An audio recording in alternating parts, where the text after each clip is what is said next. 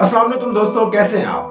दोस्तों, एक वक्त था कि कतर के पास खाने के लिए कुछ नहीं होता था, हिफाजत के लिए अपनी आर्मी तक मौजूद नहीं थी, बिजनेस के नाम पर सिर्फ मोतियों का कारोबार करते थे। और आज कतर में अनएम्प्लॉयमेंट, बेरोजगारी जो है वो 0% है। वहाँ के लोगों के लिए खाना, रिहाइश, तालीम, बिजली, गैस सब मुफ्त है। सिंगापुर के बाद दूसरे नंबर पे करोड़पति लोग जो है वो कतर में है। तो ये गरीब से अमीर कैसे बना कतर? वो तो सहरा था, वो बिल्कुल वहाँ पे कुछ भी नहीं था। और ये क्या हमेशा रहेगा, इसको आज डिस्कस करेंगे इस वीडियो में। तो हिस्ट्री में सबसे पहले चलते हैं सल्तनत उस्मानिया, ऑटोमन एम्पायर। 1871 से 1913 जो है, इस वक्त में कतर जो है वो सल्तनत उस्मानिया के अंडर था। अब 1913 में जब उससे निकला तो फिर क्या हुआ कि वर्ल्ड वॉर 1 जो है 1914 से 1918 तक जो चली थी, इसमें 1916 में जो है हर मुल्क को जैसे हिफाजत की फिक्र पड़ गई थी कि हम पे हमला ना हो जाए वर्ल्ड वॉर 1 में।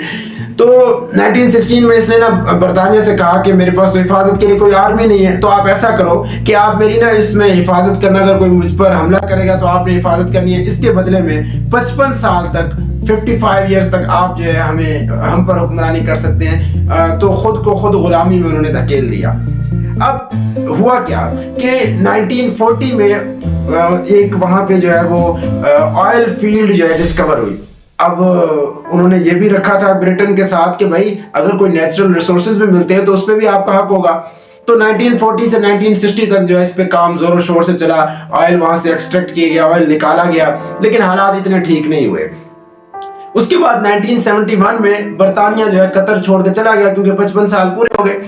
अब क्या हुआ, 55 ईयर के बाद ये हुआ कि उसको फिर टेंशन पड़ गई कि जो इराक और ईरान वाले हैं वो मुझ पे हमला न कर दे, मुझको कैप्चर न कर लें, कब्जा न कर लें। अब उसने सऊदी अरब से फिर मदद मांगी कि मेरे पास तो हिफाजत के लिए कुछ नहीं है, तो आप हमारी मदद करो। लेकिन जब 1990 में सदर सदाम हुसैन ने इराक से कुवैत पे हमला किया और सऊदी अरब ने कुछ नहीं किया, तो इसको पता लग गया कतर को कि सऊदी अरब हमारा कुछ नहीं कर सकता, तो हमें अपनी मदद आप करनी होगी।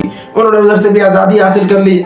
और अब देखिए 1971 से ये 25 साल गुजर गए, लेकिन हालात ठीक नहीं हो रहे, सिर्फ ऑयल से काम नहीं चल रहा है। तो उन्होंने क्या किया कि 1995 में एक बंदा आया जो कि हमाद बिन खलीफा अल तहानी जिसका नाम था। उसने अपने वालिद की जो हुक्मरानी थी, वो बादशाह थे, उनकी हुकूमत गिरा दी और खुद जो है वो अमीर बन गए। अब उसको पता था हमाद बिन खलीफा को कि ना ये सिर्फ ऑयल से काम नहीं चलेगा। तो 1970 में ना एक द नॉर्थ फील्ड के नाम से ना नेचुरल गैस की डिस्कवरी भी वहां होगी। पहले तो ऑयल की हुई थी, अब नेचुरल गैस की डिस्कवरी हो गई थी। लेकिन 1970 से लेकर 1995 तक उसको उन्होंने निकाला इसलिए नहीं और उसको बेच इसलिए नहीं सकते थे क्योंकि उस वक्त नेचुरल गैस ना पाइपलाइन के जरिए आप भेजते थे, और पाइपलाइन के जरिए जो भेजनी है, जो मुल्क यूज करते हैं, तो वहां तक पाइपलाइन पहुंचाना ये जो है वो मुश्किल काम था, नहीं हो सकता था क्योंकि वो कंट्रीज बहुत दूर थे। तो अब ना 1995 में हमाद बिन खलीफा अल तहानी ने ऐसा किया कि उसने कहा जो ऑयल से हमें पैसे मिलेंगे उसको हम इन्वेस्ट करेंगे एक यूनिक टेक्नोलॉजी में जिसका नाम है लिक्विफिकेशन।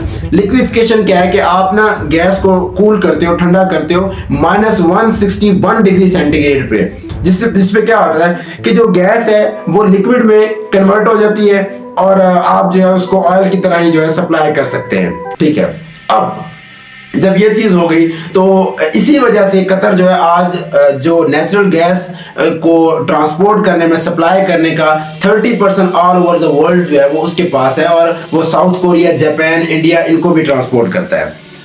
ये चीज हो गई। लेकिन उन्होंने कहा कि हम सिर्फ अब देखिए नेचुरल गैस जो है मिल गई है, ऑयल पहले मिल गया था, तो एलएनजी भी ट्रांसफर हो रही है, लेकिन उसने कहा कि हम ना सिर्फ इस पे मुनहसर नहीं रहेंगे कि हम इस पे डिपेंडेंट रहें। नेचुरल रिसोर्सेज तो कभी भी खत्म हो सकते हैं, और ये नेचुरल रिसोर्सेज का इस्तेमाल भी कुछ कंट्रीज के पास नेचुरल रिसोर्सेज आए हैं लेकिन उन्होंने उसका सही इस्तेमाल नहीं किया, जैसे वेनेजुएला हो गया, अनोपला हो गया।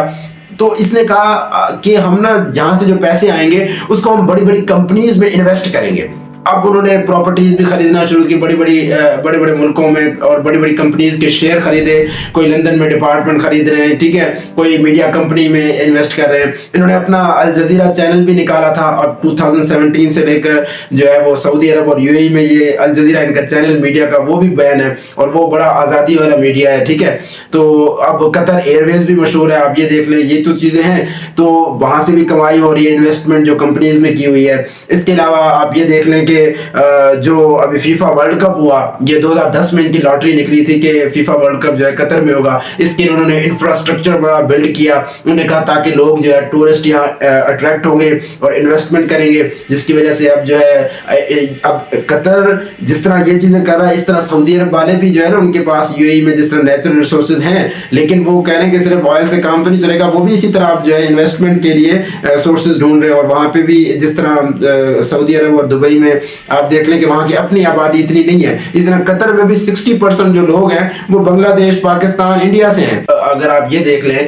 کہ جو لیبر وہاں ورک ہوا تھا فیفا ورلڈ کپ کے اس پہ اعتراضات بھی ہوئے قطر پہ, لیکن اوور آل ایونٹ اچھا کرایا. اب آپ یہ دیکھ لیں کہ جو رشیا یوکرین وار چل رہی ہے اس وار کی وجہ سے نیچرل ریسورسز جو گیس ہے اس کی ضرورت بڑھ گئی ہے. اب یورپ والے بھی اس سے ڈیل کرنا چاہ رہے ہیں, تو اگر وہ ڈیل کرتے ہیں تو یہ اس کے لیے اور فائدہ مند ہو جائے گا اور امیر ہو جائے گا. اور 2022 تک آپ کو بتاتا چلوں کہ قطر جو ایکسپورٹ اس نے کی ہے وہ $100 بلین سے جو ہے وہ ایکسیڈ کر گئی ہے, اور پاکستان جو ہے $1.1 بلین IMF سے لے رہا ہے. تو آپ یہ دیکھ لیں کہ کیا سچویشن چل رہی ہے.